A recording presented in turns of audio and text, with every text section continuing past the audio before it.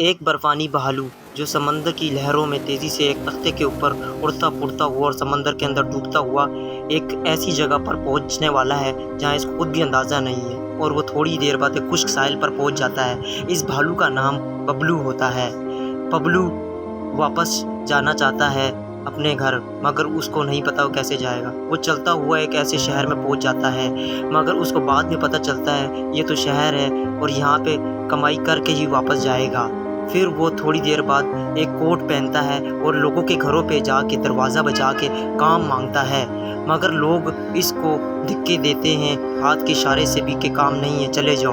फिर एक दयालु बाबा इसको मछली देता है और कहता है आज से तेरा पहला दिन का काम शुरू हो गया है, और इसको कहता है तुम काम करके दिखाओ, और इसको काम पे रख लेता है। फिर काम बबलू शुरू करता है और फिर साफ़ करता है जाला साफ़ कर के शाम को इधर मगरिब का टाइम भी हो जाता है। फिर अगले दिन भालू के ऊपर बहुत सारे बच्चे हंस रहे होते हैं। बहुत सारे बच्चे भालू को देख के हंसते हैं, मगर भालू भी इनको देख के इशारा कर देता है और खुश होता है। फिर इसके बाद भालू रात को भी काम करता है और कड़ी मेहनत करता है। बाबा दयालु होता है और इस भालू की और मदद करता है। फिर इसके बाद वो लम्हा आता है जिसका भालू को इंतज़ार होता है, और भालू बहुत सारे पैसे जो इकट्ठे करता है। इन पैसों से जो इसकी ख्वाहिश होती है घर जाने की, वो चीज़ लेता है, और आखिर में भालू एक नाव ले लेता है, ख़रीदता है, और उसकी चाबियां हाथ में उठा के दिखाता है सबको।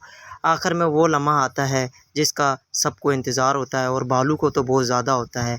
ये लम्हा अलविदाई लम्हा होता है जिसमें वो दयालु बाबा से गले से मिल रहा होता है और जाने की तैयारी कर रहा होता है, और गले मिलकर कश्ती ऐसा चलती है और भालू आखिरकार अपनी मंजिल पे अपने घर वालों के पास पहुंच जाता है। स्टोरी अच्छी लगे तो लाइक, शेयर और कमेंट लाजमी करें। एक बर्फानी भालू जो समंदर की लहरों में तेज़ी से एक तख्ते के ऊपर उड़ता-फुड़ता हुआ और समंदर के अंदर डूबता हुआ एक ऐसी जगह पर पहुंचने वाला है जहां इसको खुद भी अंदाज़ा नहीं है, और वो थोड़ी देर बाद एक खुश्क साहिल पर पहुंच जाता है। इस भालू का नाम बबलू होता है। बबलू वापस जाना चाहता है अपने घर, मगर उसको नहीं पता वो कैसे जाएगा। वो चलता हुआ एक ऐसे शहर में पहुंच जाता है, मगर उसको बाद में पता चलता है ये तो शहर है और यहाँ पे कमाई करके ही वापस जाएगा।